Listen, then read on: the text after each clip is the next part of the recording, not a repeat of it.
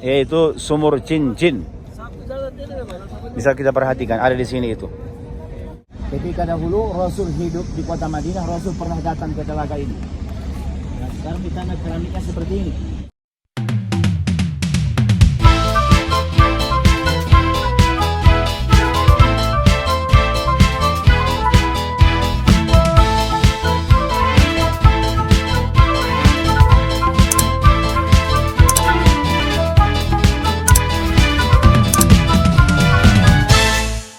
Assalamualaikum warahmatullahi wabarakatuh. Oke, alhamdulillah kembali berjumpa dengan Bung Has. Semua saudara kami dimanapun berada, kami sapa dan kami doakan semoga semua sehat dalam lindungan Allah Subhanahu Wa Taala. Amin. Allahumma amin. Sekarang saya berada di Masjid Quba. Ini merupakan masjid yang pertama dibangun oleh Rasul dengan para sahabatnya. Di saat Rasul sudah tiba di kota Madinah Al-Munawwarah, disebut namanya Masjid Quba karena dia berada di perkampungan Quba. Lebih kurang 4 km ini menuju ke Masjid Nabawi di sana. Inilah dia masjid yang sangat bersejarah seperti yang kita lihat. Sudah banyak renovasi-renovasi yang dilakukan di sini, termasuk sekarang ini perluasan di halamannya. Bisa saudara perhatikan di sini sangat luas sekarang. Dan kita akan melihat nanti satu sumur bersejarah yang ada di samping Masjid Quba, disebut namanya Sumur Cincin, di mana tempat jatuhnya cincin Nabi Muhammad Sallallahu Alaihi Wasallam. Nanti akan kita lihat insya Allah. Sebelumnya, bagaimana situasi yang semakin ramai juga di Masjid Quba ini, termasuk dengan para penjual-penjual seperti ini tuh. Pedagang-pedagang. Berapa rial? 10 rial. 10 rial. 300.000. 10 rial ternyata. Dan jemaah dari berbagai negara juga di sini itu sangat banyak. Selalu dikunjungi oleh para jemaah dari berbagai negara karena masjid ini mempunyai keutamaan seperti yang tertulis di dindingnya ini, Fadlu as-salah di Masjid Quba, keutamaan salat di Masjid Quba. Qala Rasul SAW, man tatahhara fi baitihi thumma ata masjid Quba fa shalla fihi salatan kana lahu ka ajri umrah. Rawahu Ibnu Majah bisanadin sahih. Jadi ini sesiapa yang bersuci dari tempat dia tinggal kemudian dia datang ke Masjid Quba melaksanakan salat di sini, baginya pahala ibadah umrah. Masya Allah, luar biasa pahala yang kita dapatkan kalau kita salat di sini. Secara umum tidak disebutkan dalam hadis sholat apa, yang jelasnya sholat apapun yang kita lakukan di sini akan mendapatkan pahala ibadah umrah. Luar biasa keutamaan Masjid Quba. Dulu pada masa Rasul dibangun tentunya di sini, posisi ini masih dengan berdinding tanah, berlantaikan tanah, beratap pelepah-pelepah kurma. Ini semuanya terakhirnya renovasi pada masa kerajaan. Di sini Masya Allah benar-benar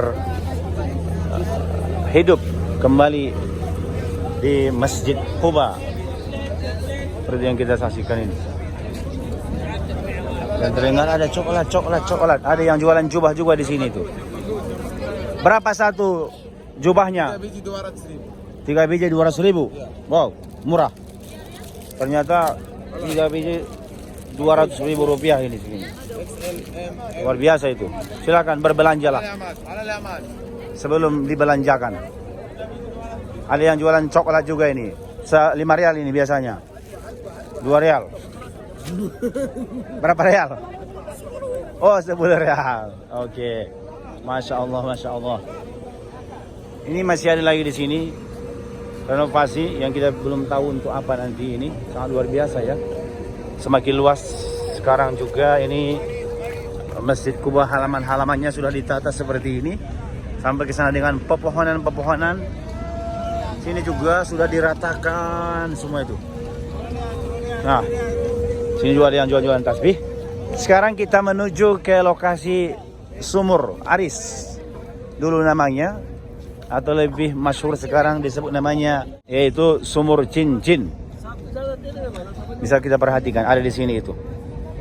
Bagaimana cerita selengkapnya? Kita dengarkan berikut ini.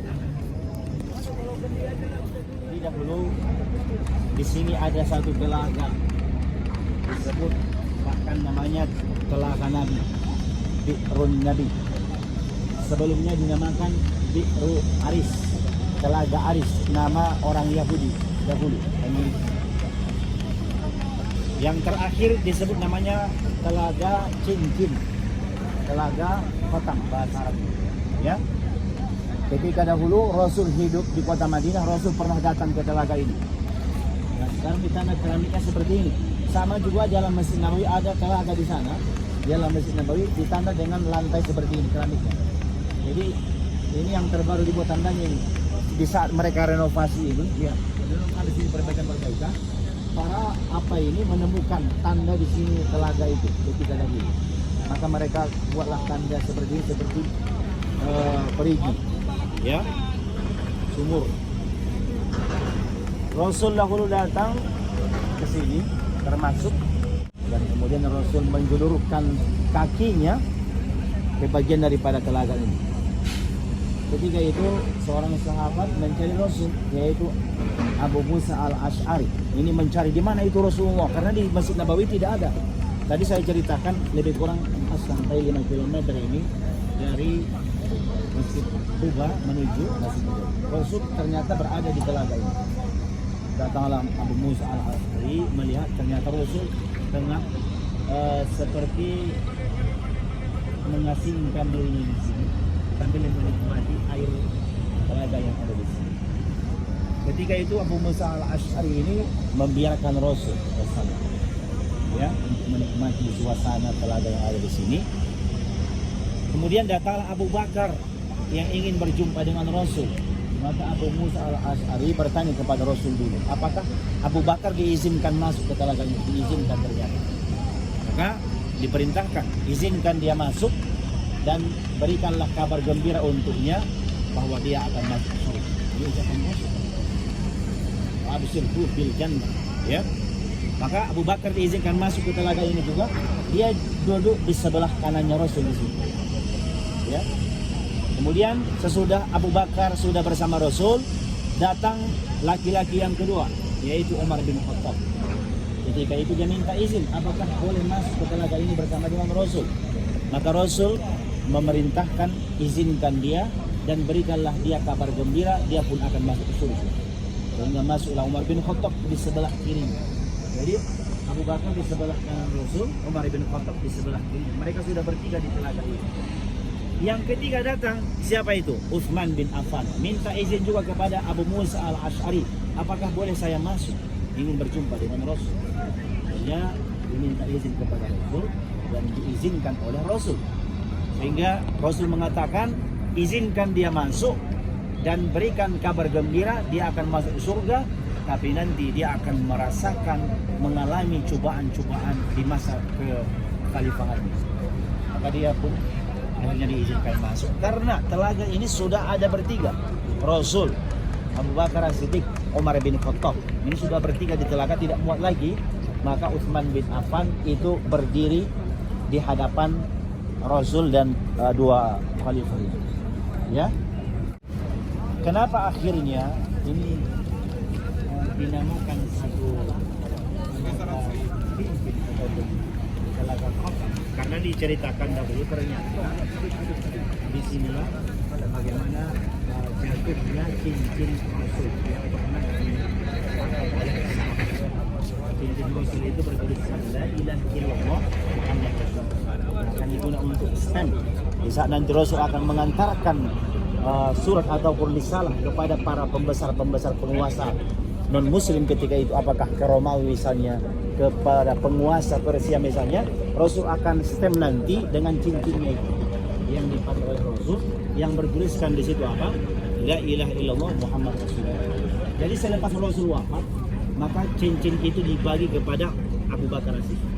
Abu Bakar wafat, maka dibagi kepada Umar bin Khattab.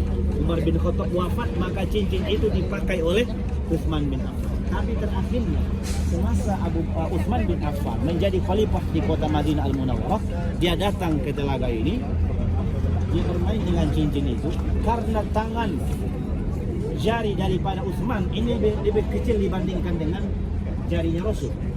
Ya, kalau cincin itu dipakai Rasul sesuai. karena memang asli tangan Rasul dan sesuai dengan size jari Rasul. Tapi di saat dipakai oleh Utsman bin Affan, cincin itu lebih besar, jarinya Utsman bin Affan ini lebih kecil. Sehingga di saat dia berada di telaga ini, akhirnya cincin Nabi itu jatuh di sini. Maka karena cincin itu sampai 3 hari, dia perintahkan orang untuk mencari cincin Nabi hingga ke hari ini belum ditemukan. Bahwa alam bila tak akan ditemukan nanti cincin Nabi Muhammad SAW, maka peristiwa itulah sampai sekarang disebutlah ini namanya Bi'rul Khatam, telaga cincin. Ingat di mana disinilah jatuhnya cincin Rasul daripada jari Utsman bin Affan. Selepas jatuhnya cincin itu, maka akhirnya Utsman bin Affan pun terbunuh di kota Madinah. Itu yang disebut oleh Rasul, engkau nanti akan mengalami cobaan yang besar.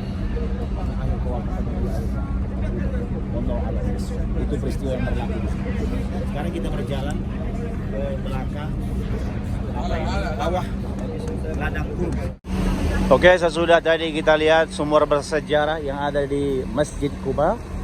Sekarang kita akan melihat bagaimana suasana di perkebunan kurma. Yang di sini juga ada tempat perbelanjaannya. Kita akan masuk dulu. Masya Allah, luar biasa ini. Sangat banyak ternyata para jemaah yang berada di sini yang berbelanja. Itu sudah terdengar ini suara-suara harga murah di obral katanya gitu.